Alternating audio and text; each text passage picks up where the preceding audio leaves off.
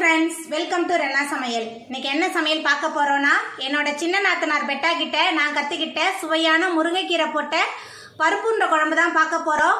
அவங்க மத்தியானம் செஞ்சா அந்த சட்டியே காலி ஆயிடும். அந்த அளவுக்கு சுவையா வைப்பாங்க. ரொம்ப சுவையான இந்த பருப்புண்ட குழம்ப அவங்க செய்யற மாதிரி எப்படி செய்யறதுன்னு வாங்க பாத்துடலாம். பருப்புண்ட குழம்பு பண்றதுக்கு 1 டம்ளர் தோரம்பருப்பு, 1/2 டம்ளர் கடலைப்பருப்பு சேர்த்து 1.5 மணி நேரம் ஊற வச்சிருந்தேன். தண்ணியை வடிச்சிட்டு எடுத்து வச்சிருக்கேன். இது கூட 1 டேபிள் ஸ்பூன் சோம்பு சேர்த்து மிக்சியில் மாற்றிட்டு அரைச்சிட்டு வந்துடலாம். ஊற வச்சிருந்த கடலைப்பருப்பு, தோரம்பருப்பு அது கூட 1 டேபிள் ஸ்பூன் சோம்பு சேர்த்து மிக்சியில் மாற்றிட்டேன். இப்போ அரைச்சிட்டு வந்துடலாம். அரைக்கும் போது நைஸாக அரைக்கக்கூடாது, கொஞ்சம் கொரப்பாக அரைச்சி எடுத்துக்கலாம். மிக்சி ஜாரில் மாற்றிட்டு நல்லா அரைச்சிட்டு வந்தாச்சு. நைஸாக அரைக்கல பாருங்கள், கொஞ்சம் கொரப்பாக தான் அரைச்சிருக்கேன். இப்போ இதில் 1/2 மூடி தேங்காய் துருவல் சேர்த்துடலாம். 15 சின்ன வெங்காயம் பொடியாக நறுக்கி வச்சுருக்கேன். பொடியாக நறுக்கின 10 பல் பூண்டு, குழம்பு மிளகாய் தூள் 1.5 டேபிள் ஸ்பூன் எடுத்திருக்கேன். உப்பு,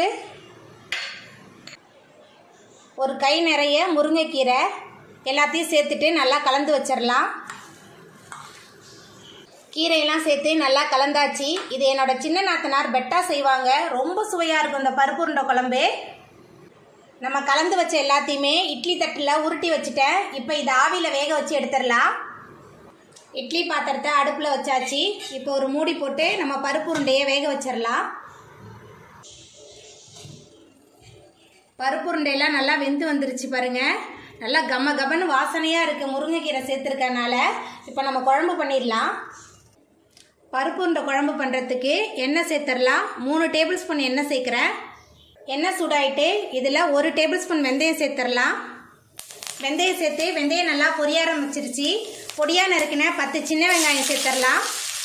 அது கூடவே 10 பல் பூண்டு, 2 பச்சை மிளகாய், 1 கொத்து கருவேப்பிலை எல்லாத்தையும் சேர்த்துட்டு நல்லா வதக்கிடலாம். என்னோட சின்ன நாத்தனார் முருங்கைக்கீரை போட்டு தான் பருப்பு உருண்டை குழம்பு செய்வாங்க. ரொம்ப சுவையாக இருக்கும். அவங்க செய்கிற கத்திரிக்காய் வறுவல், அதுக்கப்புறம் தேங்காய் பால் ஆப்பம் ரொம்ப சுவையாக இருக்கும். நாங்கள் அவங்க வீட்டுக்கு போனாலே ஆப்பம் தான் அதிகமாக செய்வாங்க. அந்த அளவுக்கு ருசியாக இருக்கும். நல்லா வதக்கிடலாம். வெங்காயம், பூண்டு, பச்சை மிளகாய் நல்லா வதங்கி வந்துருச்சு. அரைச்சி வச்ச 2 தக்காளி பழம் சேர்த்துடலாம். தக்காளியோட பச்சை வாசனை போகிற அளவுக்கு நல்லா வதக்கிடலாம். தக்காளியோட பச்சை வாசனை போகிற அளவுக்கு நல்லா வதக்கியாச்சு. இப்போ இதில் குழம்பு மிளகாய் தூள் சேர்த்துடலாம். 3 டேபிள் ஸ்பூன் குழம்பு மிளகாய் தூள் சேர்க்குறேன். மஞ்சத்தூள் 1 ஸ்பூன்,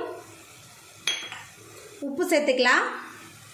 சேர்த்துட்டு எல்லாத்தையும் நல்லா வதக்கிடலாம். எல்லாத்தையும் சேர்த்துட்டு நல்லா வதக்கியாச்சு. இப்போ இதில் புளி தண்ணி சேர்த்துக்கலாம். நெல்லிக்காய் சைஸ் புளியை தண்ணியில் ஊற வச்சு கரைச்சி வச்சுருக்கேன். இப்போ அந்த புளி தண்ணி சேர்த்துக்கலாம்.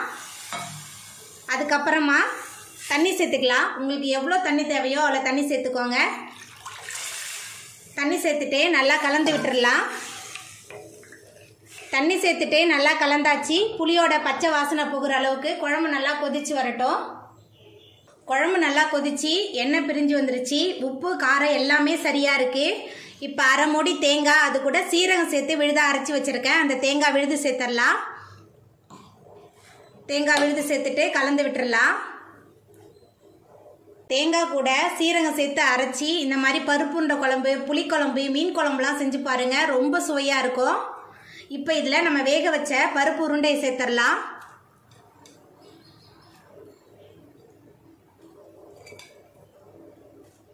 பருப்பு உருண்டை சேர்த்துட்டு நல்லா கலந்து விட்டுடலாம். உருண்டையெல்லாம் இந்த குழம்போடு சேர்ந்து நல்லா கலந்து வரட்டும். நம்ம உருண்டையெல்லாம் சேர்த்த பிறகு குழம்புல நல்லா உருண்டையெல்லாம் ஊறி சூப்பராக ரெடி ஆகிட்டு அவ்வளோதாங்க. என்னோட சின்ன நாத்தனார் ஸ்டைல் சுவையான பருப்பு உருண்டை குழம்பு ரொம்ப அருமையாக ரெடி ஆகிட்டு இப்போ நம்ம அடுப்பு ஆஃப் பண்ணிடலாம். அவ்வளோதாங்க, நம்மளோட சுவையான சூப்பரான பருப்பு உருண்டை குழம்பு ரொம்ப அருமையாக ரெடி ஆகிட்டு, அதுவும் முருங்கைக்கீரை சேர்த்து செஞ்சுருக்கோம். இந்த சுவையான பருப்பு உருண்டை குழம்பை நீங்களும் உங்கள் வீட்டில் செஞ்சு பாருங்கள். இந்த வீடியோ உங்களுக்கு பிடிச்சிருந்தா லைக் பண்ணுங்கள், ஷேர் பண்ணுங்கள், கமெண்ட் பண்ணுங்கள், சப்ஸ்கிரைப் பண்ணுங்கள். அப்படியே பக்கத்தில் உள்ள பெல் பட்டனை கிளிக் பண்ணிடுங்க. நன்றி.